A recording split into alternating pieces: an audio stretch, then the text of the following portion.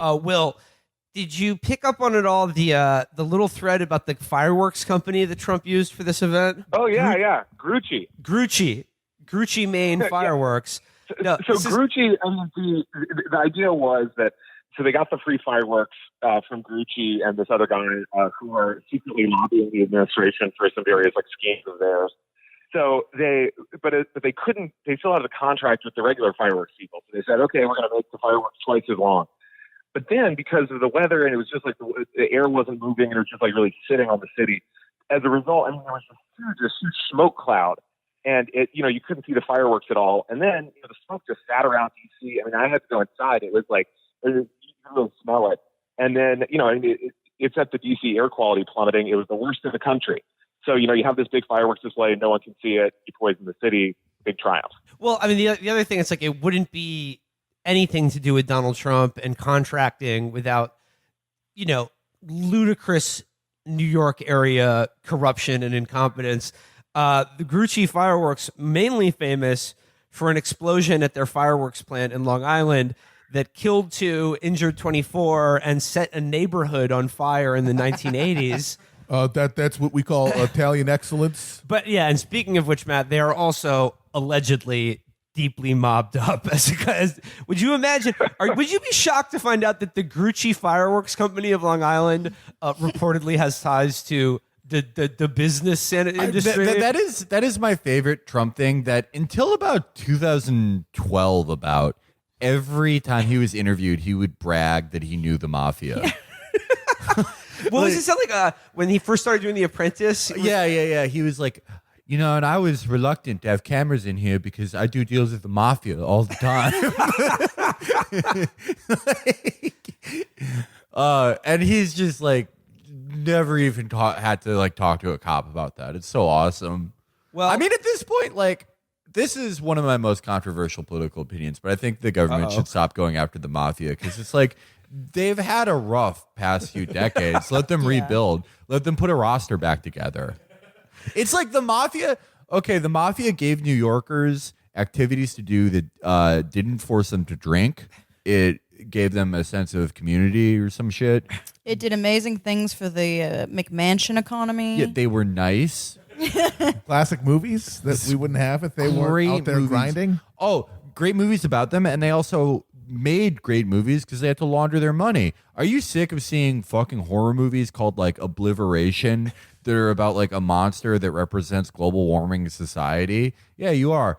Don't you want to see mid-tier action movies again? Yeah, you do. Let's get the mafia back, baby. And a lot of people love to think back to that golden age of porn when they had stories and production value. Guess who bankrolled all of those classic porn movies? Because it was all their nephews who majored in English. They actually were cable guys before that. Yeah, and they were too pussy to work in the mafia. So they're like, why don't you write a story for my movie where, a woman gets just fucking dicked down on a Barca lounger. Let's have the mafia back, baby. Let's do it. Donald Trump, I know you're listening. Stop all prosecutions on the mafia.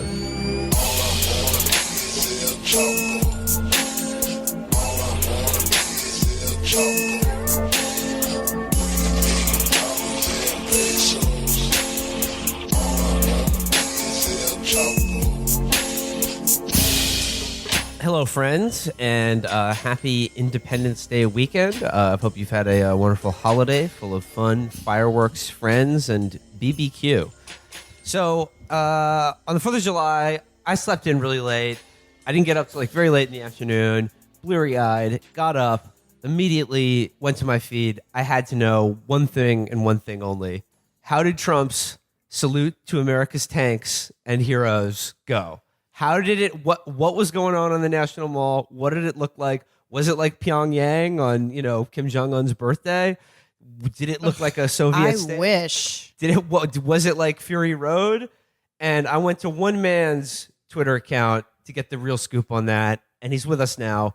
Friends, you already know him. It's Will Sommer. Will, welcome back. Hey, thanks for having me. So, Will, like I said, I woke up, I checked. Basically, you and Osita, two friends of the show, were on the National Mall covering Trump's Salute to America, Independence Day celebration. And I got to say, it was better than I could have possibly imagined. It was magical. It's like, man, like people were like, oh, North Korea, blah, blah, blah. It looked like complete dog shit compared to Macron's Bastille Day party. Which is where he got the idea, not Yeah. from dictators or anything, but from neoliberal poster boy Emmanuel Macron is the guy who gave him the idea. But no, it looked like a really shitty county fair. I saw some stills. My main thing was that, like, if they weren't moving, I didn't care. And apparently that had to do with the road quality or road stability. Yeah, in the days leading up to the event, it became very clear that the roads and bridges of DC would have literally crumbled under the weight of our mighty tanks. First of all, what is happening to this country that we don't even have the infrastructure for a tank parade? Democrats are blocking Infrastructure Week. They are. They are. You know, so everything goes back to The Sopranos. You know what this was? The St. Elsier's feast. When Paulie wouldn't pay for the crown for St. Elsier, and that entire episode is about the degeneration of the mob and America. Same shit, baby. Well, literally can't run the tanks over the streets. 60-year-olds going into insulin shock, sitting in puddles, clapping while Trump goes up there and talks about how Madonna never had the range to play Evita or whatever the fuck he was talking about. So one person who did see not in still images, but in full 3 dimensions, actually 4th dimensions, if we're including sound and time as well. Will, did you see any tanks? So the tanks, incredibly, were really, really far away. So they were like, they were basically hidden behind the VIP area, making it basically impossible after, all this to do about the tanks. Unless you had a VIP ticket, there was no chance of seeing the tanks. And who are the people who got the VIP tickets? Because I know there was some controversy about that, like whether or not these were just sort of Republican bundlers and, fundraisers and stuff like that, which would be technically a no-no. Yeah, that's exactly right. I mean, it was basically given away to Republican donors. I mean, sort of at the last minute, it's apparently the White House realized that they just weren't going to have enough people in the VIP area, so they sort of started giving these tickets away willy-nilly. And so, it basically ended up with a lot of kind of DC VIP types posing for pictures with the tanks. That's a lot like Yankee Stadium. That's why it's always half empty, because the seats are too expensive. Well, we know Donald is a big fan of the pinstripes. So, Will, why don't you start at the beginning? Like, why don't you set the scene for us of like how your day went on the National Mall? Like, what was the first thing you did? Like, just describe the scene to us when you got there. Sure. I mean, so this was I would describe the day as hellish. It was consistently pouring rain and 90 degrees in DC. It was really humid.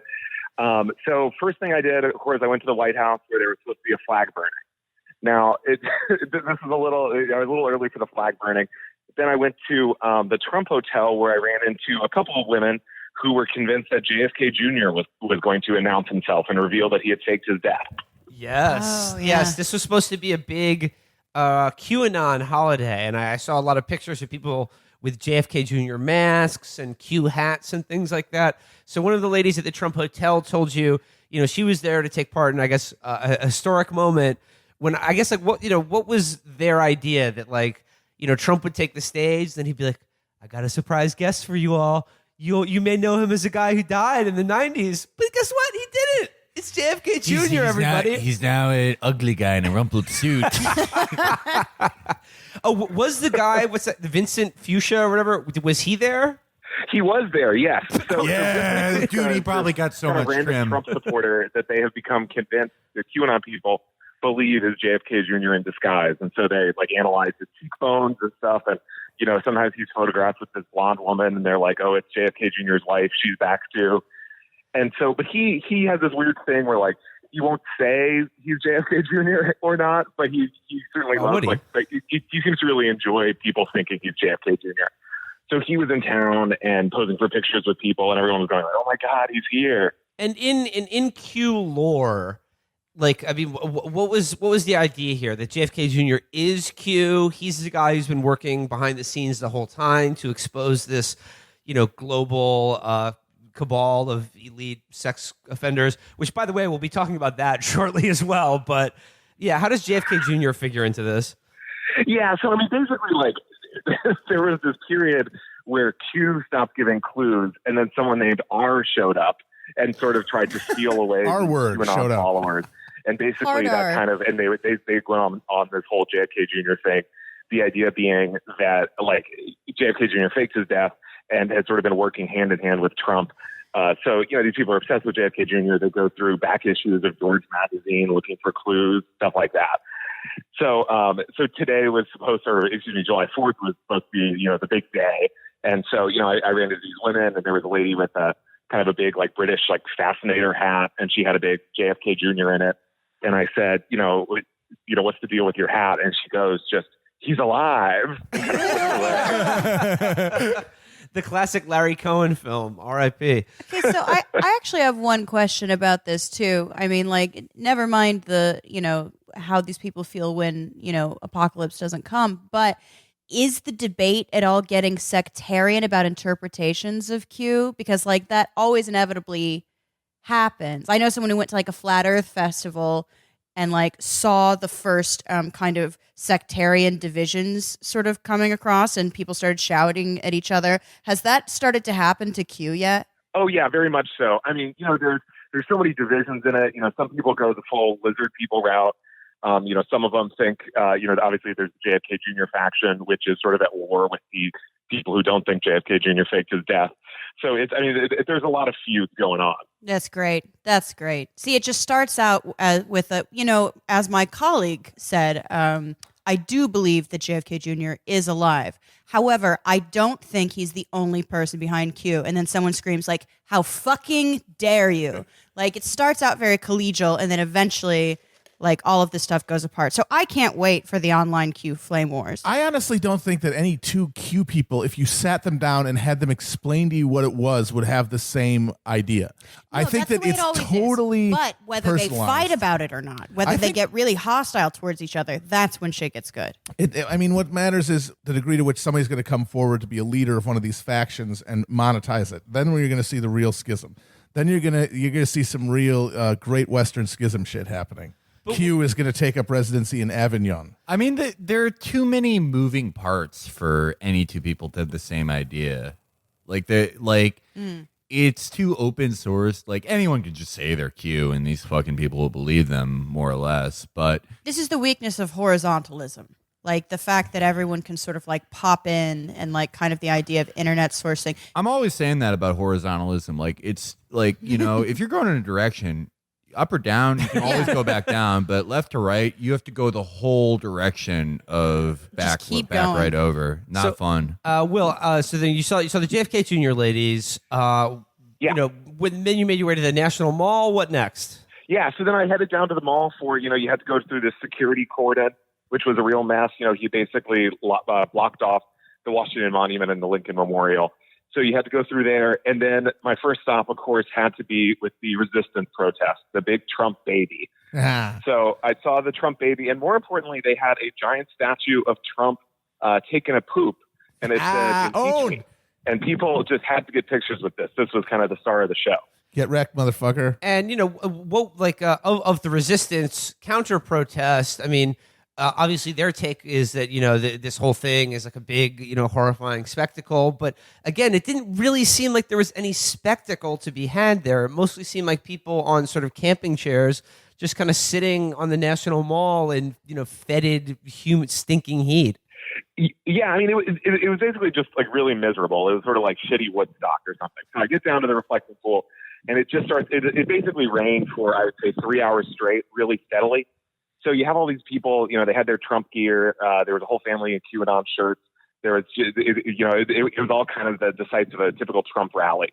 And then it just started just pouring, and people were leaving. And it was, so finally Trump takes the stage.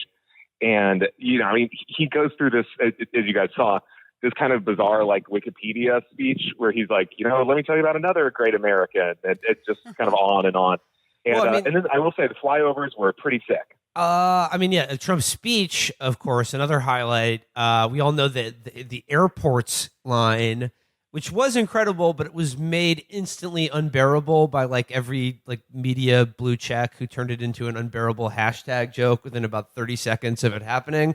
I would also like to say the better gaffe for me is when he said, and then they achieved nothing but victory over Cornwallis of Yorktown, where he thought it was Lord Cornwallis of Yorktown and not at Yorktown. And then he confused a battle in the War of 1812 that the Star Spangled Banner was Fort written McHenry, yeah. But he called it Fort McHenry or something like that. Yeah, and it was during the Revolutionary War because it was all just one big thing. It's just in the past. Yeah. But I did like the footage of him giving the speech where it looked like he was in some sort of glass cube. He was in a all moist sweated cube. up. And it honestly, It looked like a dog in a hot car. his favorite music is on in there. To me, it looked like like the still image of him in the glass cube, like streaked with liquid. It looked like it was just an 8x10 glossy of Trump that someone did a cum tribute on. But That would have been. I gotta say that it made me think that they really could have gone in a different and much more interesting direction with that Blade Runner sequel. Folks, things I've seen you wouldn't believe. You wouldn't believe them? I moved on her like a bitch. I got the mobile unit, and I took her out to my patio. Very nasty woman stomped on her, and I lost my hologram. But Will, like the whole thing leading up to this is that it's going to be parade. It's going to be a victory parade. It's going to be a salute to our military. It's going to be tanks and soldiers marching in our streets. Was there anything even remotely approaching a parade at this event? So there was the usual July 4th parade that happens every year, but there was no like military parade or anything. I mean, if the whole idea was, we're going to show off the, American military might, particularly with the tanks. I mean, it's not that impressive to kind of lug in tanks that can't even move. And just like in this case, these Sherman tanks that are like 60 years old. And I mean, they just kind of cart them in. So as it turned out, no, there was no like, there was a lot of concern that there was going to be like a North Korean military parade, but instead it kind of fizzled out. It's really indicative of the entire Trump presidency. You've got this guy who, thanks to quirks in history and the decay of our institution, legitimately could hypothetically abrogate a lot of our, constitutional systems and shit and like really pose a threat to what we consider democracy in this country. But he's just too fucking lazy and stupid and crooked to even bother to come close to actually pulling that off. So instead of some monstrous display of totalitarian might, it's just like a fucking camo ATV doing donuts in front of 15 divorced fucking tanned assholes from Boca Raton. It's also the perfect Trump thing because the lead up and then I guess like people after it, they spoke of this thing that, we have done before in this country and other countries do. Like, it's just like, this is when we became an authoritarian state. Right. This is it. When like it happened because like Trump partly probably wanted to impress Macron. He partly probably always liked this idea. And partly, it was probably some misremembered bullshit from like 1982 where he's like, Graydon Carter said I'd never command a parade. Who's laughing now? Like, it's just, his thing is, it's just all like dementia and resentment. And people are like, he's actually signaling this is the exact same thing that Hitler did. See, Trump is a student of Hitler. I love my favorite thing that Trump said afterward is he said, there's going to be a huge boost in military recruitment because of this. I wasn't going to join the military, but then that I saw I could just drive my $300 million vehicle 3 city blocks in front of a bunch of diabetic 65-year-olds. It's kind of nice with it. Yeah. Please allow me to be turned into fucking Purina dog chow while invading Iran for this. Will, outside the Q&A, like, did you talk to anyone else on the mall? Like, what was some other like interactions or observations that you had? Again, being miserable. Yeah. Well, let's see. When one lady found out I was a reporter, they kind of figured it out because I had a notepad. And I was interviewing people, and this lady came over and just said, don't you feel terrible about what you do? And it's like, well, every day, but it's not really relevant to today. But it was just a lot. You see a lot with these political events, a lot of kind of like staged arguments or things that people, like a liberal will come and kind of like confront the person with a MAGA hat. There were a lot of like little like scuffles on the mall and that kind of thing. But just generally, I mean, it was sort of a lot of people who were just insanely hyped to see Trump. There was one fellow who was dressed as a Revolutionary War guy, and I was trying to interview him about Trump's age and Biden's age and stuff for a story, and he kept insisting that he was 250 years old. So and everyone was like, yeah. And then, he's already ranting about Kamala Harris. So, it was a lot of colorful characters. I like the idea that the woman who asked Will if he feels terrible about what he does didn't know who he was or what his job is. She's just asking that to everybody. And Will, one of the other things I noticed is like the physical separation between the VIP area around the Lincoln Memorial and everyone and everywhere else, which seemed like most of the people were at. And I saw this one image of like a chain link fence that like extended into the reflecting pool, so people couldn't sort of walk around it. And it's just like, if you were that far away, like, could you see or hear anything of the man himself? Well, yeah, pretty much no. So, this fence really sort of symbolized, it's a pretty obvious symbol if you want to look for it about Trump's America or whatever, how he treats his supporters. So there was this big fence going across the reflecting pool, so even into the water, so you couldn't like wade through. And you were pretty far back if you weren't in the VIP area. And so there was one point where it was just pouring rain, and all the people who weren't in the VIP area, a bunch of them, like hundreds of them, decide they're going to line up at the fence as though they're going to be admitted. And so it's also like, there was no cover, so even if they had gotten through, they still would have been wet. But they're just kind of waiting for Trump or one of his acolytes to come and open the gate for them. But there's no gate. It's just a fence. So these people just kind of stand there for like an hour waiting to get in. Doesn't happen. I really enjoy you can't satirize anything. You can't do symbolic representations of everything because everything is just out in the open.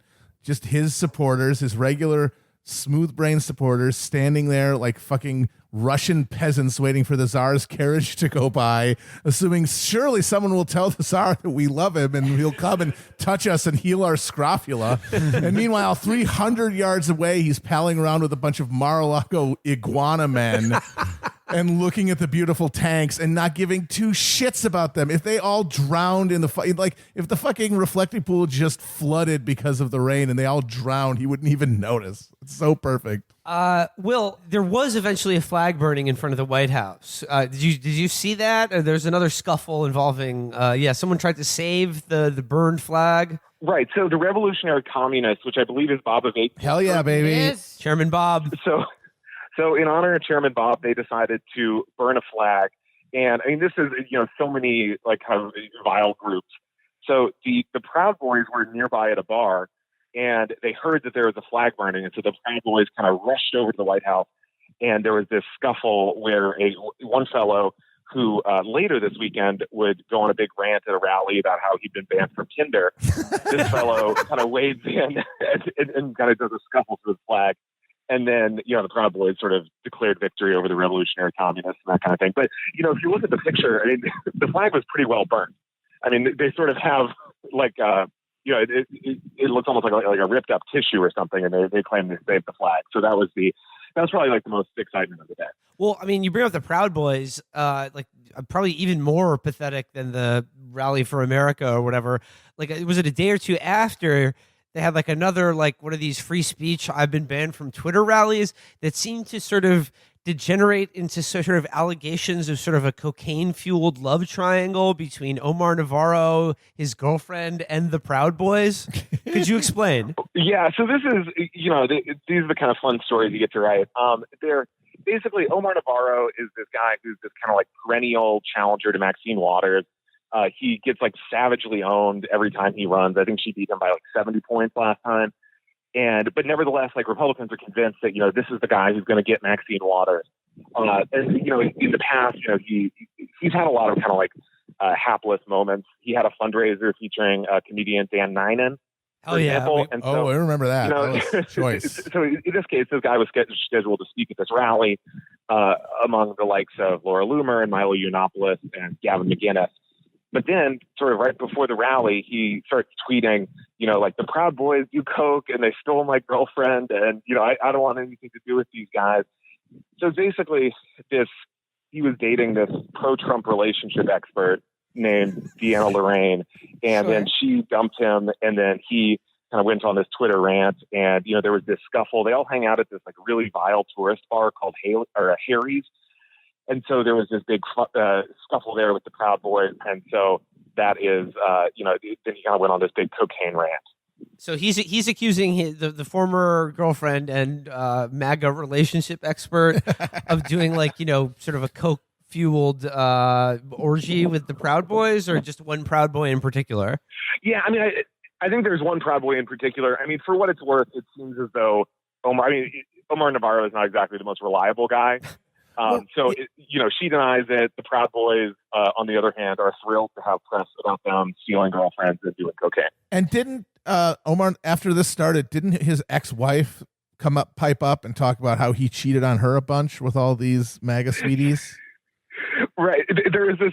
So the other twist is that Omar Navarro is married to this other woman who is, he's divorcing her, and so he keeps referring to her as my soon-to-be ex-wife in this Twitter fight. And then she's like, leave my soon-to-be ex-husband alone. And she kind of goes after Deanna Lorraine, and I mean, it was a real mess. God, he really has it all figured out. Him and Vincent Fuchsia just running around the country doing a MAGA Hellhomer sex tour. I guess it's slightly related to these events on the National Mall, but what didn't earlier this week, a bunch of sort of meme smiths get invited to the White House, including, again, and this is like, I'm pretty online, but I had never heard of any of these people. Like, I kept hearing about this guy like Count Donkum. Well, Count Donkum has been retweeted by Trump a bunch of times. He's a pimp. No, that guy's cracked. Who is Count Donkum? so this guy is. This is really like a kind of a grim moment of politics. But basically, Carpe Donkum is this guy who is a self-described meme smith. And while you would think, like, who cares? I mean, Trump loves this guy. He posts this guy's videos all the time. I mean, basically, this guy's like signature move is taking a video of, let's say, like a triumphant moment from Rocky or something, and then he just edits Trump's head on it. And then it gets like 50,000 retweets, and they love it. So him, Ben Garrison, who, of course, famous pro-Trump cartoonist, he's invited. There's actually a lot of drama over who wasn't invited, because kind of like the real hardcore band people, like Laura Loomer, Milo Yiannopoulos, they were not invited, and they're really mad about it. And then Jack Posobiec, the Pizzagate guy, he was invited, but now reportedly got disinvited. So it's there's a lot of drama. So a lot of drama got who gets invited to the whose party. It's like, I know Laura Loomer didn't get in there, even though she's the most banned woman online. It would ruin Laura Loomer's brand at this point to be led into anything. She has a unique market position as the person who's like locked out of an event while yelling. We saw it. Yeah, we saw it in person. It's fucking. It's like, dude, it's like seeing Prince live. You can't explain it to people. I guess to close out here, Will, about my thoughts about the Trump's salute to America is that, like, obviously in the weeks leading up to it, I saw everything was just about the tanks and the troops, and I saw so many people sort of darkly intoning that, like, this is yet another, step on the road to like outright fascism and dictatorship in America, because this is the sort of thing that's done in the Soviet Union and North Korea, et cetera, et cetera. And then you see it, and it's like, the Fire Festival. It's like the MAGA Fire Festival. It's just like a completely incompetent crock, and all these people were ripped off. However, I'm sure all drove home in their cars thinking that was great. It's like, I'd imagine the experience people had going to this event was similar to the feeling I and my 12 or 13-year-old friends had when we left the theater seeing The Phantom Menace for the first time and spent a good 15, 20 minutes being like, yeah, that was pretty good. I mean, no, I disagree. They loved it. I mean, they loved it. I will say, despite the horrible weather, I mean, the vibes were good. I mean, at least for Trump supporters. I mean, they were doing the wave across the reflecting pool, and I should say there was one incident I saw where this big bearded guy was getting in a big argument with an old guy, and he kept saying, like, he slapped me in the face. And I thought these guys were, they were like strangers who had scuffled. But in fact, it was his grandfather. And so the guy's just like, he smacked me. And then they were just like, shut up, like Trump's coming on and all this. And the grandfather was just eating his sandwich. So, I mean, these are the kind of like slice of life views you get at this kind of thing. No, they will walk away from that soaking wet, sunstroked, having seen nothing, having stood in the rain and looked at and squinted through chain link at nothing, watched half of a fireworks display until the smoke got too bad that you couldn't see any more of it, and they're going to go home and they're going to drive back to their fucking split level in suburban Raleigh-Durham, and they're going to think it was the greatest day of their life. They love it because they love him, and they do think he's better than them. And they think they're better than us, but they definitely think that that he is better than them, and so he should spit in their mouth. He should keep a chain link fence between the two of them, because otherwise, then he's just a grubby human instead of the God Emperor. Will Sommer, I want to thank you for braving the all around misery to again make my Independence Day weekend by providing coverage of this just absolutely wretched event. Do you have any closing thoughts or final observations or anything we didn't get to that you saw that from the salute to America? Yeah, I mean, it was just a huge mess. I think that pretty much sums it up. It was a mess. It was a big, fat mistake. Would you say, Will, that it is in any way metaphorical of the state of American culture and politics in 2019? Or should we not read too much into that? No, I mean, I think it's a pretty good metaphor. I mean, there were kind of feckless liberals and, just Trump kind of running roughshod. Will Sommer, once again, thank you for watching The Watchmen and parading the Parade Men. Thanks for having me. Will Sommer, everybody. Cheers. Thanks.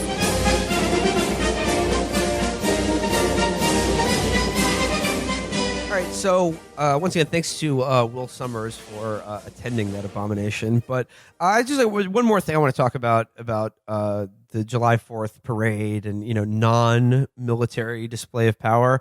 It highlights an interesting split on the right because, like, obviously we had referenced earlier all of the takes I saw from liberals. Intoning darkly that this is, authoritarianism come to America. Yeah, this is the moment, actually, when that happened. But comparing this shit to Tiananmen Square or North Korea. Grow up. I'm sorry. Okay, to compare it to North Korea, it's like, obviously, we don't have our shit together to pull off a parade anywhere near No, they as do sick. fucking gymnastics, dude. To, like, have one of those things where, like, 500,000 people all turn over cards to reveal like the leader's face in a gigantic stadium. Nobody in America has their shit together enough to do that. They're not going to look up from their dang smartphones long enough. Literally, if Trump tried to get like the people there to do a North Korea thing, that would be the margin that he won the Midwest by, would die just from heat exhaustion of trying to do those acrobatics. And then the Tiananmen Square thing is even more offensive because it's just like, to see anything like that, I'm sorry, the American populace is way too cowed and subservient to ever get to the point where a tank would be running them over in D.C. I mean, I don't even think that's. I just think there's like literally no comparison. It's just these people are fucking. Half of them are hysterical. The other half are histrionics and just making hay. But like, this is. They couldn't even make the tanks run on the. And I wanted to see that. We all wanted to see the tanks, Amber. Like, I was rooting for him. And another but he can't do it. He can't pull it off. Moving over to the right, another person who was very excited to see the tanks was old friend of the show, David French. You remember him as the guy who, volunteered. He has the mustard. He volunteered to be a lawyer in Iraq and, told his wife not to email anyone while he's gone. But he was just like, listen, tanks are cool. Kids love them and adults too. Like, so that was his take. He was like, we all want to see the tanks. We do. Everyone loves seeing a tank. But don't email my wife. On the other side of it is this guy. I mentioned him on the last episode, Saurabh Amari. He's the New York Post guy, and that there has been this kind of beef between him and David French over the sort of the direction of the right now in this kind of post-Trump and era. I just really hate it when two of my friends don't like each other. It just really makes me feel bad. So, David, again, they largely share all of the same policy goals, but the split really is over the tone or sort of strategy. And I want to highlight our friend Saurabh right now because he was replying to a kind of like some of the never Trump types who were sort of poo-pooing the idea of this grand military parade. Famously, Eisenhower, who was a general, but as president said, America will never do that because that is, to display military might in public like that is it's a sign of weakness. If you're a great power, you don't need to parade tanks and missiles through the streets. So Saurabh is sort of replying to that general line of thinking. And he says here, These nonsense claims that only insecure states demonstrate martial power epitomize our too sophisticated, effete elites. We can't show off our national power. We must only subtly hint at it. It's the mindset of people on the Upper East Side who'd sooner be disemboweled than reveal how much they paid for the art on their walls, because doing so would be gauche. That's absurd, though. Those people always brag about how much shit costs. I think he lives on the Upper East Side, too. So he goes, but that's not how the Chinese think, and it's not how American power used to think. That's the refreshing side of Trump. Yes, a vulgarian from Queens, whose mindset is in some refreshing ways locked in the past. This is what I meant when I wrote that Trump is tipping the balance toward continuity, or what my friend Rusty Reno calls Rusty Reno. Okay, My friend who took a moment away from the gay porn set. Yeah. My to friend comment who, on this shit. My friend who works at the mafia. Rusty Reno calls it national consolidation. Now, Saurabh, I think, represents a kind of a thin sliver of it's like the pond scum on top of a fetid lake of the kind of intellectual conservatives, like that Journal of American Greatness thing that we've talked about, that other incredibly prissy fancy boy who dresses in suits all the time, who did the Flight 93, Michael Anton, who wrote an entire book about how Machiavelli would dress to go to the office. So they have to come up with these pseudo-intellectual justifications for Trump's idiotic bluster and his, we're going to love the tanks. So my question... Additionally to masculinist rationalizations for utter foppishness. Yes, absolutely. So my question for Saurabh now is, how is that national display of power? You feeling pretty good about how America projected its military strength to the world after this weekend? Yeah, it's maybe the reason we don't flaunt it is because if we tried, we would reveal ourselves to be a nation of just barely cognizant, diabetic coma inflicted dipshits. Also, there's the old, if you have to brag about the size of your dick, you're probably lying thing. It's like America, this past weekend, we put on a glow-in-the-dark condom. There's no lying about it anymore. You can't hide it. It's like if Iran was our neighbor across the street and we just did 10 push-ups on our knees but gave up at number 8. They call that the Bolsonaro. Yeah. Well, just making a face that looks like you're just going... So... even funnier to me than the people who sat behind the chain link fence on camping chairs and then went home soaked in heat stroke and was like, we were part of a historic moment. Even funnier to me than them Woodstock for patriots is people like Mr. Amari, who has to come up with an even more tortured explanation for why this is good and cool and not a utter embarrassment. It was actually and really how cool. you were not owned. All right. That's the last thoughts on the Salute to America and Independence Day. But there was another news item that happened this weekend that I think you guys may enjoy. Just yesterday, friend of the show, Jeffrey Epstein, arrested for sex trafficking. All right. I feel like everyone kind of knows what we're going to say, but just say this right now. Just get this out of the way. What if he's changed in the last few years? Wouldn't you feel stupid? Ladies and gentlemen, we got him. So, again, a lot of people getting a lot of panicked phone calls, I would expect, last night. I want to highlight one of my favorite reactions to this so far. Comes courtesy of Christine Pelosi, the daughter of Nancy, I believe, who quoted here. It says here, "This Epstein case is horrific, and the young women deserve justice. It's quite likely that some of our faves are implicated, but we must follow the facts and let the chips fall where they may, whether we're on Republicans or Democrats. Hashtag we said enough." Some of our You said nothing. You stopped other people from talking. That is the most insane fucking tweet. Our faves. She hasn't deleted it. Talk about telling on yourself. Just being so enmeshed in elite Democratic politics that you just have to take for granted that if there's any sort of meaningful investigation of rampant sex crimes, a couple of us are going to take it on the chin. Some people aren't going to be there for the Christmas party. Also, the description of major powerful figures in politics and finance and policy in the NGO world, referring to them as faves. Yeah, this is all of that. Everything put together about that. This could be the tweet that I just lost 15 points of sanity. I'm out of the game. Like, this is Well, what's so fascinating what is can coming you from say? Christine Pelosi. It's like if this were just some random, like, stand with her Hillary Right. mom 87459 account saying some of our faves, meaning like, I don't know, Bill Clinton and everyone around him. That's like still weird and insane. But this is someone who presumably knows these people. And it's like you're saying, well, I've long suspected people in my social circle to be ghastly sex criminals. Guess we'll just have to wait and see what happens now. And it's like, Christine, care to elaborate This is on who these names are? I mean, who?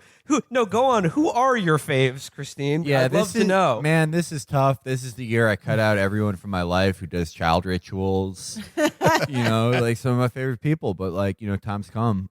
There was a really good one. It was just from like it was just like a nobody. It was like a Sam B writer or some shit who was like, listen up, y'all.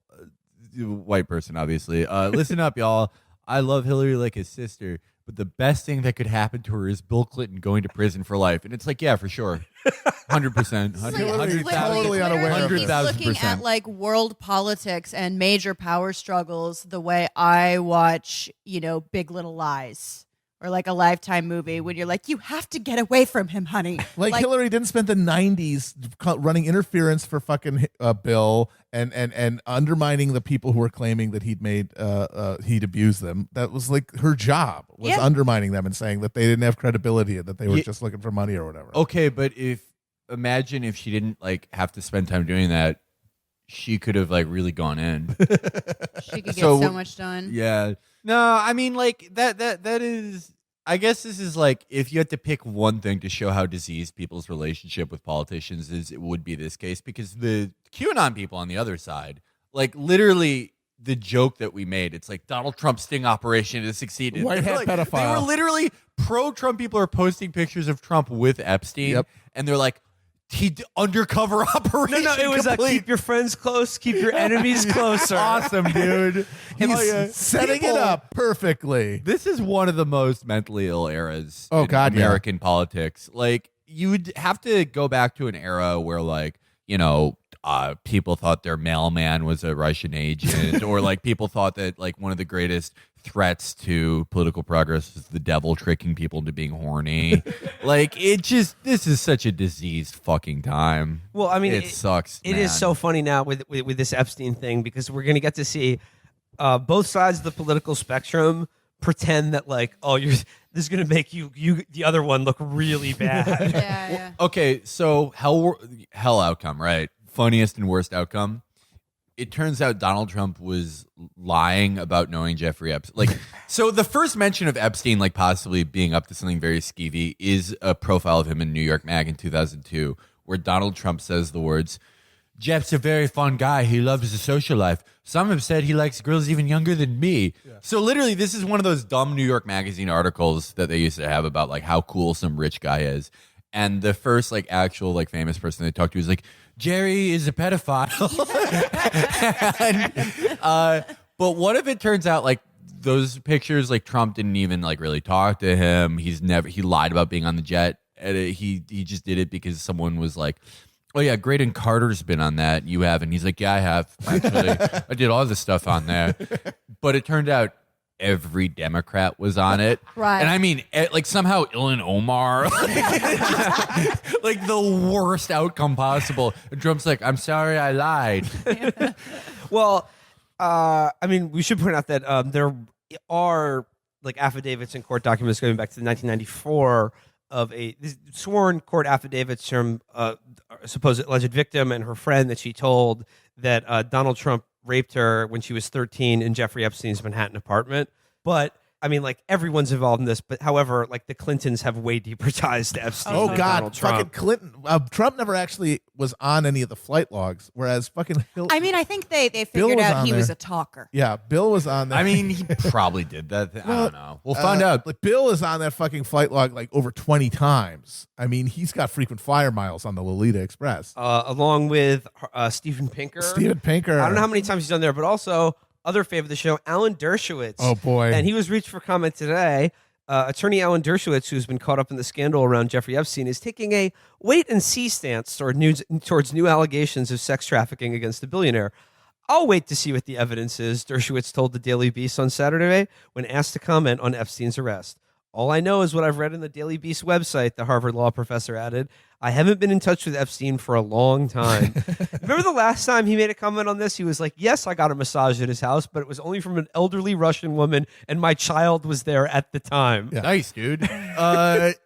Wow. Well, do you know, like, actually, Epstein, like his whole thing was like he would say, like, oh, he had a modeling agency, and he would interview girls, and then like they would give him massages or whatever, and then he would have them recruit other girls.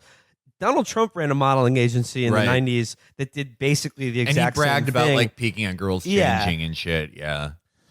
You're talking about the hell outcome. I think the real hell outcome, and also the most likely outcome, is that he pleads out, takes some sort of sentence, like not as light as the one he got last time, real jail time, and so people can see, we're actually taking this stuff seriously, but not that long, and nothing else gets revealed. Yeah, and I agree with nobody you. else gets stitched up, and nothing is going to come out of it. I agree with you because like the real insanity of this political age isn't so much outrageous things keep happening. It's that no one goes away. Yep. Nothing stops happening. We're just doomed to this purgatory forever. So There's no reckoning. Yeah. Yeah. No. You just love to have it happen. If we could just get Dersh, though. I would love to get Dersh.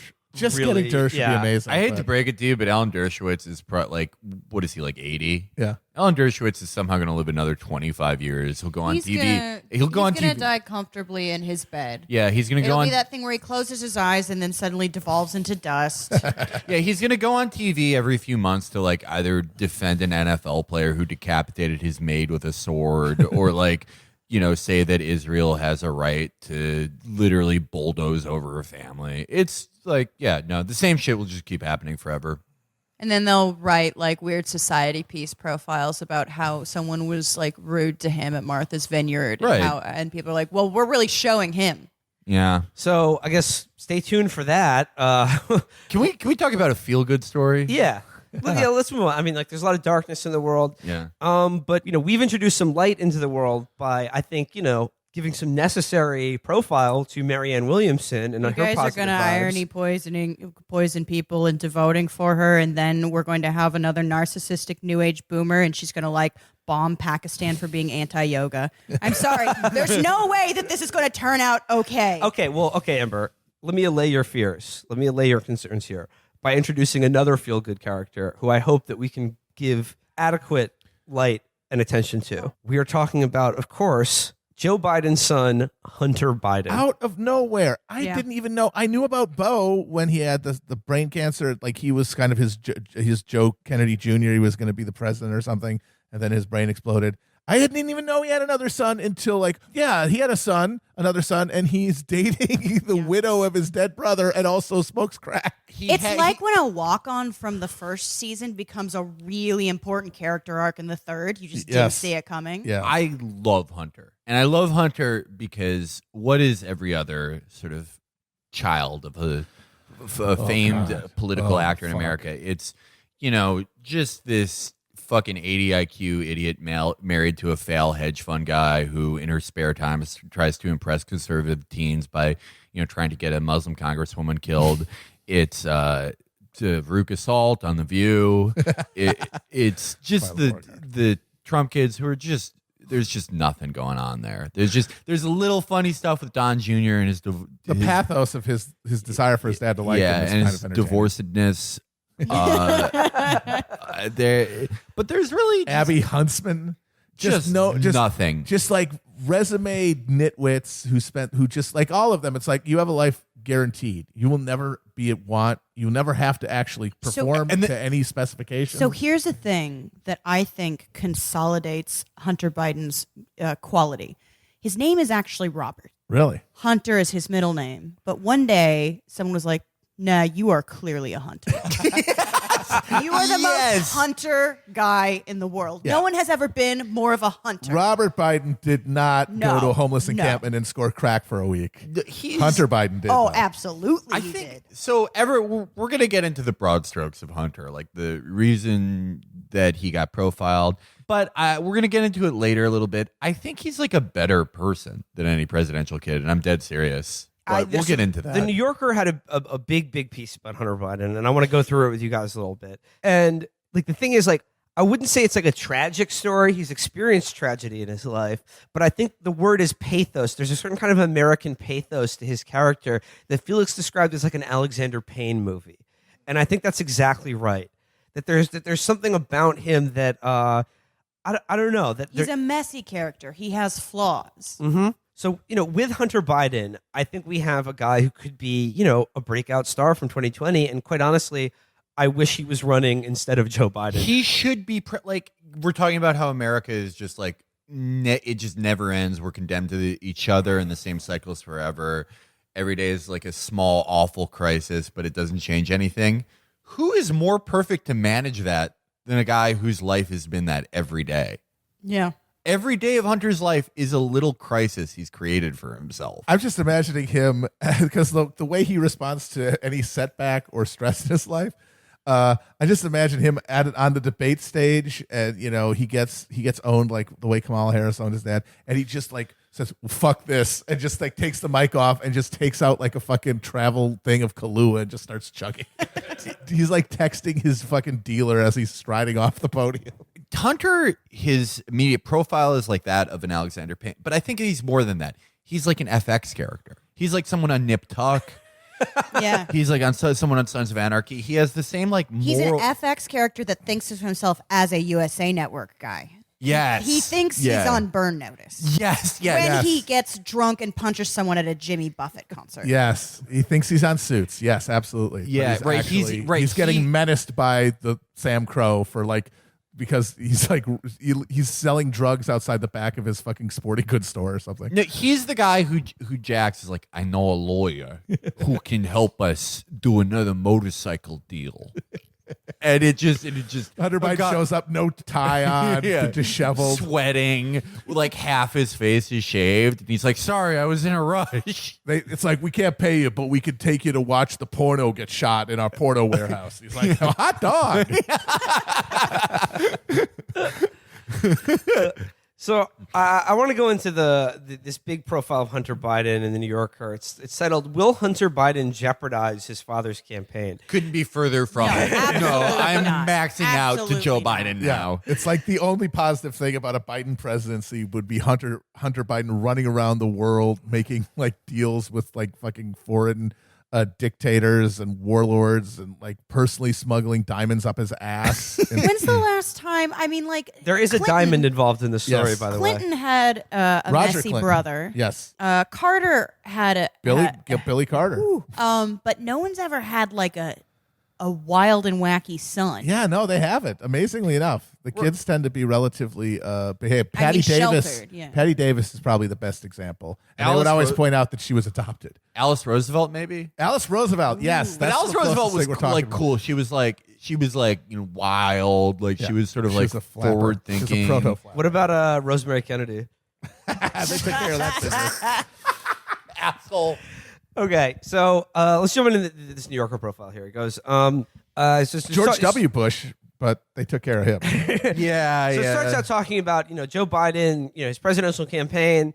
He's leading the polls, but he has some weaknesses, shall we say? And he goes, get the family story that Biden tells in quote, "Promise me, Dad, a year of hope, hardship, and purpose." Because we all know the Beau story figures very largely in his campaign narrative. The tragedy of losing his son in the prime of his life. Again, the elder good son who is just like Joe described him as all of my strengths and none of my weaknesses. Let's be honest. I got kind of a dud in one. And one son, boy, I'll tell you, he was everything with the bells on. What, Joe? So he goes, largely glosses over a central character in Biden's life. Biden writes, "I was pretty sure Beau could run for president someday, and with his brother's help, he could win." With his brother's help?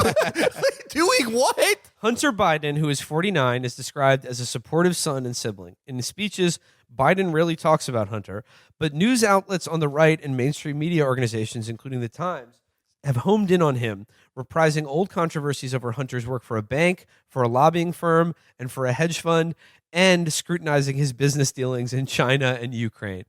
There is little question that Hunter's proximity to power shaped the arc of his career, and that, as the former aide told me, Hunter is a super rich terrain. Yes. I agree. He is a rich terrain indeed. He has peaks. He has valleys. Yes. He has tributaries. He's marbled, you could say. Yeah.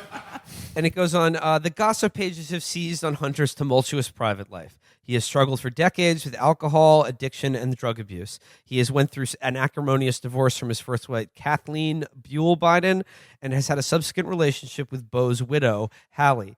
He was recently sued for child support by an Arkansas woman, London Alexis Roberts, who claims that he is the father of her child. He's basically every R relationship post in one person. He's not the guy Raylan Givens is after, but he's the guy who Raylan goes up to and he's like, God, I don't care about whatever bullshit you have going on, Hunter. You're going to tell me who stole those microchips. No, he is like the guy who marries Raylan's ex. Yes. And totally fucks up with the Kentucky mob and then has to like flee. Yes. Yes. Okay, so it goes here, talking about a rally. On stage at the rally, Jill Biden introduced her husband. The Biden family is ready, she said. We will all do as we always have as a family. Seated in white chairs to the side of the stage were Ashley Biden, Hunter's half-sister, Ashley's husband, Howard Crane, Bo's children, Natalie, and Robert Hunter, Hunter's 3 daughters, Maisie, Finnegan, and Naomi's boyfriend, Peter. The last seat in the row with a piece of paper on it that said reserved remained empty.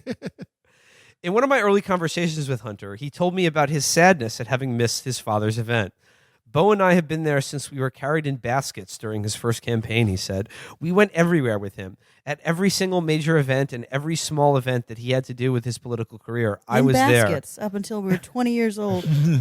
I have never missed a rally from my dad. The notion that I'm not standing next to him in Philadelphia, next to the Rocky statue, it's heartbreaking for me. It's killing me and it's killing him. Dad says, be here. Mom says, be here, but at what cost? So already, I mean, my heart is breaking for this guy. Okay, so all those other presidential kids, like, it's entirely transactional, or they're just fucking dullards. It's like, or they're like just automatons. Right. Like, think of Chelsea They're Clinton. either Chelsea. They're either Chelsea Clinton Chelsea. was raised in like a vat. Right. It's either like Chelsea and Eric or Abby Huntsman, or like just a fucking monster, like Meghan McCain or someone like that. But Hunter legitimately thinks that, like, no, my dad has to save this country. I have to help him, but I'm just too fucked up. Like, this is tragic. Like, it's as tragic as, like, yeah, the son of a vice president who's like works for some scummy influence peddling law firm thing. But like, I like the guy. I'm sorry, man. I'm saying, like, but he's been through dark. He's walked in shadows. Yes. He's walked in darkness. You know. Yeah, like a lot of people Meghan do. McCain's formative tragedy is like, oh, my 900-year-old father Yeah, died. exactly. And she still hasn't gotten over that. She's still milking that. So This guy watched his fucking brother die. His mom died. His fucking brother died. So he's walked through darkness. No, he's had some. He's actually had travails. And he goes, he wanted to protect his father from a trickle of disclosures and to share a personal narrative that he sees no reason to hide. Look, every family faces pain, he said. Everybody has trauma. There's addiction in every family. I was in that darkness. I was in that tunnel. It's a never-ending tunnel. You don't get rid of it. You figure out how to deal with it. I don't know that there's addiction in every family. Also, in many families in America, many families, but that's the kind of normative statement that betrays. That yes. Well, that's the thing about this guy is that he's very incredibly. He has had problems in his life, and he has had real Look, pain. it's normal. But he's everyone has wrapped a car around a tree sometimes. He's also incredibly self-serving and self-absolving because he's always been able to get out of all the problem because of his family. And now the article then proceeds to go through like a lot of his early career that follows like a similar path from a lot of people. Yeah, a lot of people from his background, and that he gets a law degree and then gets these jobs that are not like, while not, at least compared to the Trump era, not as ludicrously openly corrupt as that, at least, if not like by the letter of the law illegal, at least raise some eyebrows about, how close your lobbying and legal work is to, your dad's job as a senator. He got hired right out of law school by the biggest at the time, the biggest bank in Delaware that was also the top contributor to Biden. And that's what's funny. That's what's funny about Biden, because he's famously, and we've talked about this, how he's one of the poorest senators. He never personally got rich by being the handmaiden of all these awful companies in Delaware. But because he's not good at it. But Hunter shows you is that the real value here isn't even necessarily your own wealth, because at a certain level, if you're a senator, certainly, you're going to get enough comps that you're going to be able to live relatively high on the hog, even if you're not actually taking cash.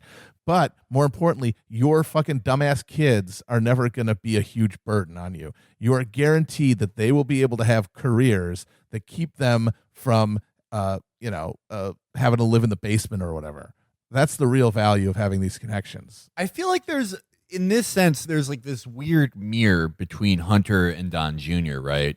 Where they both are like, no, I'm good at this thing that I do that I've gotten entirely because of who my dad is. With Don Jr., it's like, I'm a businessman. I just say, put the building over here, and sometimes it goes up. I'm helping my dad get elected by just going up to a crowd of 65-year-old men and telling them about Groyper. And for Hunter, it's like, no, yeah, I'm a great lawyer. I worked really hard on this, and his job is like to put together a conference call between like the Chinese military and like some fucking surveillance company or whatever. But there is a pathos in both of them. But Don Jr.'s pathos manifests in like, all right, I just gotta be this like raise this nasty asshole. I have to kill elephants. I have to do all this shit to like make my dad like me. And Hunter doesn't know what he's supposed to do. Yeah. There's this tragedy in Hunter that throughout the story you see that he does things that he does really good things sometimes, like the homeless woman, right? Yeah. There's this homeless woman that he would always give money to like get cigarettes in DuPont Circle and be like, yeah, keep the change. He'd give her like $100. And he let her sleep in his 2-bedroom. But it's the sense that he wants to be a good person, but he doesn't know how to do it. The sense I got from reading this article, there's this very clear path laid out for him. That's like, that's there regardless of any of his effort or will or like self-awareness. It's just there for him, and he's filled into that, like water finding its own level when you're the son of someone like Joe Biden. And he's always done it, but he's never questioned whether or not that's the thing for him to do. But he's felt lost the entire time and is like, gone from one thing to another, never really fitting into this path, and then like very occasionally spinning wildly out of it. Like Hunter played high school football and considered quitting once because he wanted to take a creative writing class or something. Brought it up to his dad. His dad laughed at him. He never thought about it again. Right. The villain of this story is in no ways Hunter. It's Joe. Like Joe seems like a fucking asshole of a father. Not in the sense that he was like abusive, but just like he's he a didn't too hard pay attention. handshake guy. Yeah, he just didn't fucking pay attention. So it says here, going on, Joe Biden grew up around relatives with alcohol problems, and at a young age, he decided to abstain. Again, very similar to Donald Trump, whose brother was an alcoholic, and he's always associated drinking with being a loser. And with being weak, more important than anything. So the greatest generals in history all drank soda. So it said, Hunter, who spoke frankly to me about his struggles with addiction, started drinking socially as a teenager. While he was a student at Georgetown in the early 90s, he took up smoking Marlboro Red cigarettes and occasionally used cocaine. Once hoping to buy cocaine, he was sold a piece of crack, but he wasn't sure how to take the drug. I didn't have a stem, Hunter said. I didn't have a pipe. Improvising, he stuffed the crack into a cigarette and smoked it. It didn't have much of an effect, he said. In 2001, Hunter, Kathleen, and their children moved back to Washington to be closer to the rest of the Biden family. And Hunter connected to Washington on Amtrak, as his father did. Sometimes he missed the train and stayed in a rental room at the Army-Navy Club. When I found myself making the decision to have another drink or get on the train, I knew I had a problem. Now, Hunter Biden's drug abuse figures largely in this story, and his use of crack cocaine is also like a major, probably like the bold thing that everyone talks about. Again, I bring this up not because Hunter is a villain here. Many people, struggle with drug addiction and, have come out of it or are still dealing with it. I bring it up because, once again, Joe is the villain, because while this is all going on in the background, Joe Biden was the guy rigorously escalating the war on drugs and is the guy who, with Strom Thurmond, is responsible for the mandatory minimum disparity in sentencing between powder and rock cocaine. And it's one of Joe Biden's most underrated crimes is his role as an architect in the modern war on drugs. Everything that you seems fucking insane to you now about how we treat like the opiate crisis, about how we, we'll sentence like users of crack versus users of cocaine or whatever. Like it's Joe Biden. It's fucking Joe Biden working with Strom Thurmond. And throughout this story, Hunter goes in and out of rehab and, relapses a lot to, cocaine and alcohol, similar to the way, again, many people have, but, he never went to jail for 20 fucking years and had his life destroyed as basically an entire generation did as a result of the crack hysteria, the quote, epidemic in the 80s and 90s in America. So, again, the article goes into very long detail about his business dealings with a company in the Ukraine and also China, that Hunter would be along on these official delegations. Again, not very clear, what the overlap between public and private and family and business is, especially when your dad is in the government and the vice president. I totally believe, by the way, what he says in this thing of how he was always very conscious of the appearance of impropriety and he never wanted to do it. But at the end of the day, those were the jobs that were available to him. Those was the way to get money to keep his multiple families in the style they'd become accustomed to. Was some sleazy piece of shit would be like, hey, you want to join my consulting firm or my hedge fund? He's like, yeah, sure. That sounds like a wonderful adventure. I love helping entrepreneurs be put in contact with sources of revenue so that they can grow the economy. And meanwhile, they're all just these blood-drenched monsters trying to, around his back and using him as a conduit, make all these incredibly corrupt connections. And he's just dopily the front man for all of it. Just very, wow, amazing. This is great. The entrepreneurial spirit on display here is really inspiring. So he goes, it's like, yeah, hey, that's great, Hunter. Hey, do you mind fucking smuggling this suitcase full of Krugerrands into Donbass? Sure, that sounds like a wonderful thing. When I asked members of Biden's staff whether they discussed their concerns with the vice president, several of them said that they had been too intimidated to do so. Everyone who works for him has been screamed at, a former advisor told me. Others said that they were wary of hurting his feelings. One business associate told me that Biden, during difficult conversations about his family, got deeply melancholy, which to me is more painful than if someone yelled and screamed at me. It's like you've hurt him terribly. That was always my fear, that I would be really touching a very fragile part of him. Biden is the perfect patriarch older patriarch in an Alexander Payne movie, because he's sort of like haranguing, manipulative in this subtle way. Cold and withdrawn, will withhold any attention. Yeah, very thoughtfully like deals out his charm to sway people. He's perfect. About Schmidt is, I think, a good analog here. Yes. So it says, of course, Vice President Biden was playing a central role in overseeing U.S. policy in Ukraine and took the lead in calling on Kiev to fight rampant corruption.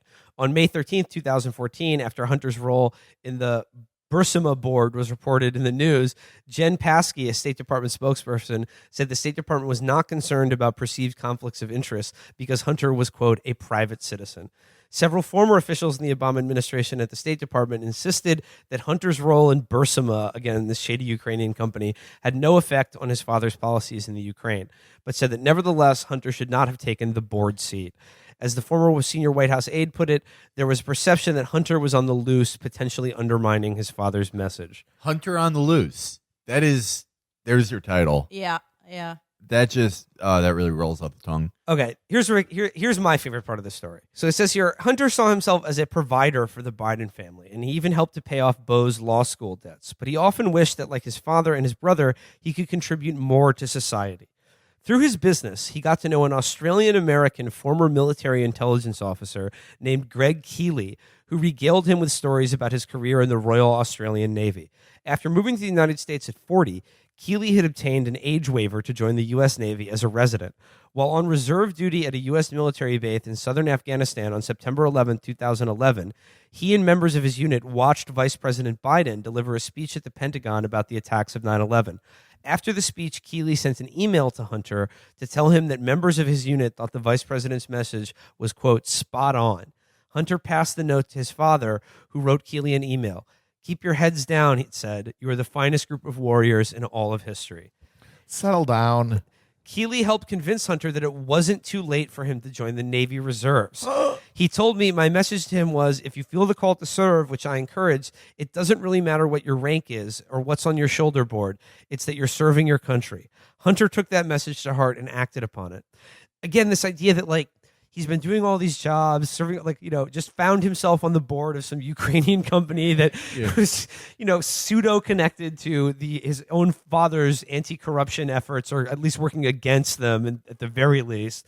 Or all the law firm, all these lobbying things that, again, in the article he says, we always had, we never even talked about it, that I would never talk about my clients with my dad. And you know what? I kind of believe him. But the thing is, it's just unmistakable, the appearance of what's going on, whether or not it's corrupt. But then he has a need inside him to do something better, or something that he feels like is good for him or the world. Because he knows at a certain level that this has all just been handed to them. Even if he says, I did a good job, he knows that he is useless. He's a fucking USB cord between money and influence. That's all he is. And he wants to be something else. But he's also a dumb, shiftless shithead who doesn't have any skills or ability. But compare this. Okay, so Mayor Pete, probably from the time he was 15, was all right, so I got to go the Ivy League track. I need an officer job in the military. Self-driven, precocious. Yeah, but Hunter Biden, after just a few years of being the USB cord, probably drinking some weird Gentile cocktail like Bailey's and gin, just going off. Doing Hunter things. He's Hunter things. He's this is bullshit. Yeah. I gotta fucking do something, and that's why he joins the military. As a much older guy, getting nothing out of it. He was well into his 40s at this point. That's awesome. And he could, it's not awesome to join the military, but that his brain works like that he's fuck this. It's so God, I love him. So still thinks he can find himself. So yes, but this is the best part. He goes, with a letter of recommendation from Keeley, Hunter applied for an age waiver, which the Navy granted. The service has a zero-tolerance drug and alcohol abuse policy and states that all recruits will be asked questions about prior drug and alcohol use. Hunter disclosed that he had used drugs in the past, but said that he was sober now, and the Navy granted him a second waiver. Hunter had suffered his first relapse after 7 years of sobriety in November 2010 when he drank 3 Bloody Marys on a flight home from a business trip to Madrid.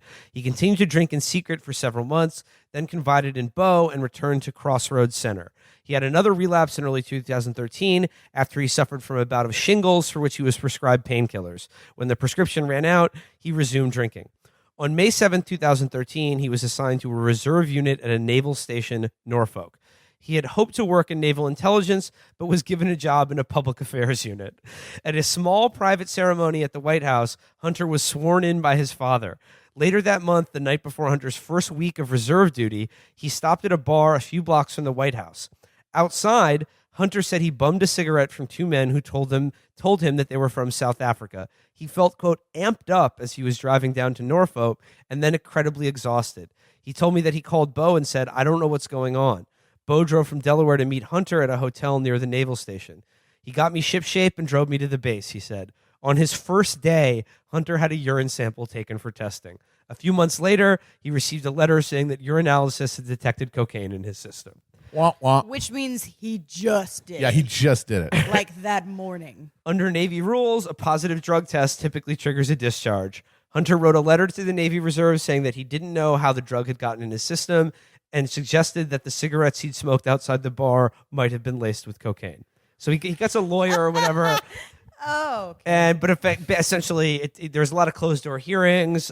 He's discharged from the Navy. Love to lace my cigarettes with cocaine. That's the best. That's the way the teens are doing it. Yeah. That's the most efficient way to get high. Yeah, they call it a hunter. So then, after that, he goes to various yoga-related rehabs at the Esalen Center in California, which I think we've discussed before on the show. So it says, on June 6, 2015, thousands of people paid their respects at a service in St. Anthony Church in Wilmington. This is after his older brother Bo, tragically died of brain cancer.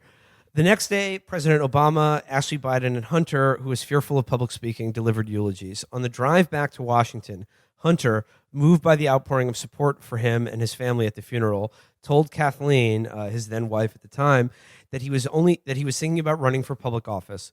She pointed out that he had only recently been discharged from the Navy after testing positive for cocaine. They rode the rest of the way home in silence. Kathleen declined to comment for this article. Wow, but Kathleen sounds like a fucking unsupportive bitch. But just the only reasonable person in his life. Just being like, I don't know if you can handle that kind of pressure right now. And it's like, bitch, you don't support my dreams that I just had 20 minutes Literally ago. 5 minutes ago. Like, think how exhausting this would be. Like, he's just constantly in like Panama. It would be like being married to a Jack Russell Terrier. Yes, yeah. And then every month he's like, I think I can get into the Joffrey. It's just a new thing all the time. Well, yeah. First, it's like I want to be in my mid 40s, become a naval intelligence officer. Oops, popped pause for cocaine, and then immediately after that, he's like, I think I'm going to run for office. It's very powerful. It would take a lot out of you. Yeah. So, and then again, like the story's very long. It goes into like he's in and out of various treatments and rehabs and things like that, including a program that required him to carry a breathalyzer with a built-in camera. Later that summer, Ashley Madison, a dating service for married people, which used the slogan "Life is short, have an affair," disclosed that hackers had breached its data. You can see where this is going. That was hilarious. Hunter practiced yoga daily. A teacher from his yoga studio told me, I don't think I've ever seen a person try as hard to heal as he did. When he stopped coming to class, the teacher went to his apartment near Logan Circle and knocked on the door.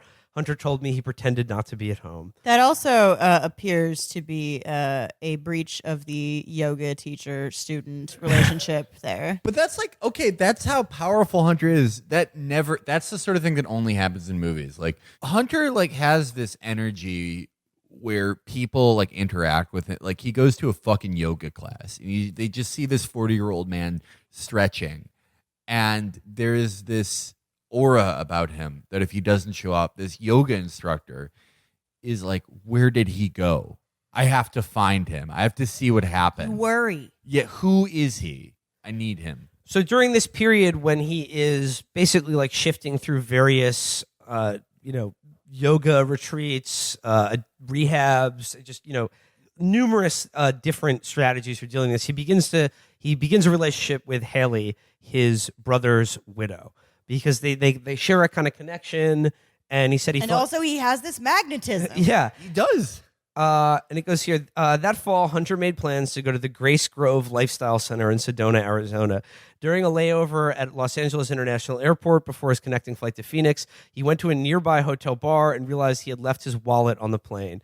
It had belonged to Bo and still contained his Attorney General identification bag and also Hunter's driver's license, without which he couldn't board the flight. Using a credit card he had in his pocket, he checked into a hotel where he waited for the airline to return the wallet. I mean, you can see where this is going. This is just like, miss your connection, end up in a motel. He ends up in LA's Skid Row buying crack. At that point, someone puts a gun to his head before they realized he was a buyer. And then he basically just spent some time in a motel buying crack from Skid Row and just not being in contact with anyone. Hunter said at that point he had not slept for several days. Driving east on Interstate 10 just beyond Palm Springs, he lost control of his car, which jumped the median and skidded to a stop on the shoulder on the westbound side. He called Hertz, which came to collect the damaged car, and gave him a second rental. Later, on a sharp bend on a mountainous road, Hunter recalled a large barn owl flew in front of the hood of the car and then seemed to follow him, dropping in front of the headlights. This is his spirit animal experience. He said that he had no idea whether the owl was real or a hallucination. On the night of October 28th, Hunter dropped the car off at a Hertz office in Prescott, Arizona, and Grace Grove sent the van to pick him up. So Zach Romfro, who worked at the Hertz office in Prescott, told me he found a crack pipe in the car. On one of the consoles, a line of white powder residue. Bo Biden's Attorney General badge was on the dashboard. Hertz called the Prescott Police Department, and officers there filed a narcotics offense report listing the items seized from the car, including a plastic baggie containing... First of all... His life is a movie written by an asshole.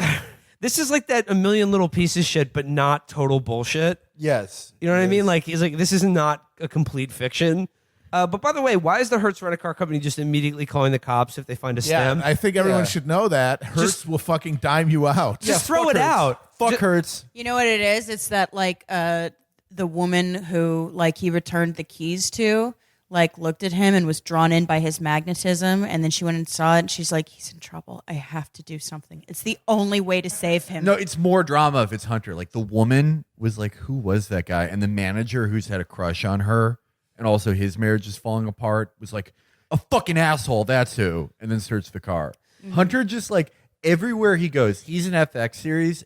Totally. Every ripple he creates is like an ABC series. So, of course, at this time, Kathleen files for divorce. In court, there are, of course, allegations of drugs, alcohol, prostitutes, strip clubs, and gifts for women with whom he has had sexual relationship while leaving the family no funds to pay legitimate bills. Kathleen told friends she felt ostracized by the Biden family. Hunter denied hiring prostitutes and said that he hadn't been to a strip club in years. But he said the evening the story was published, I went directly to a strip club. I said, fuck them. Yep. I guess I'm going to be who you say I am. I hate being at this strip club, but you people and your fucking lies just made me have to go. How old was he? He's in his mid to late 40s. Yeah. 45-year-old man with kids being like, fuck them. Like, so awesome. Hunter said that in divorce proceedings, he offered to give Kathleen everything, including a monthly payment of $37,000 for alimony, tuition, and child care costs for a decade. Oh, my God. What a baller. One of Kathleen's motions contains a reference to, quote, a large diamond that had come into Hunter's possession. The motion seems to imply that it was one of Hunter's personal indulgences. When I asked him about it, he told me he had been given the diamond by the Chinese energy tycoon Yi Jianming, who was trying to make connections in Washington among prominent Democrats and Republicans, and whom he had met in the middle of the divorce. Hunter told me he's like, oh no, I wasn't buying something for a mistress. This was just an incredible like perk from my super corrupt career. And he goes, Hunter told me that two associates accompanied him to his first meeting with Ye in Miami, and they had surprised him by Ye giving him a magnum of rare vintage scotch worth thousands of dollars. It just basically says he went to his hotel after a meeting, and there was just a giant diamond waiting for him. They just really liked how he did a handshake. It was a really strong, powerful handshake, and they're like, give this man a diamond for his handshake powers. In February 2018, Ye was detained by Chinese authorities, reportedly as part of an anti-corruption investigation, and the deal with Hunter fell through. Hunter said that he did not consider Ye to be a shady character at all, and instead characterized the outcome as bad luck. There's nothing weird about giving someone really expensive scotch and a diamond. Yes. I have a nice night out. I meet some friends, and I am bejeweled. That's a business dinner. It's business bejewels. Like I said, he's been through some darkness, but like I'm skipping a lot. Let's get to the happy ending of this story. Yes. In early May, Hunter met a 32-year-old South African woman named Melissa Cohen, a filmmaker who was working on a series of documentaries about indigenous tribes in southern Africa. A few days later, after their first date, Hunter had the word shalom tattooed in Hebrew letters on the inside of his left bicep. That's, by the way, the most relapse move I've ever heard in He's my life. going to join the IDF. He picked the holiest word in the Hebrew language. Hello. He's so awesome. Hello. He's so awesome. He had the tattoo on the inside of his left bicep to match a tattoo that Cohen has in the same spot. On May 15th, less than a week after they met, he proposed.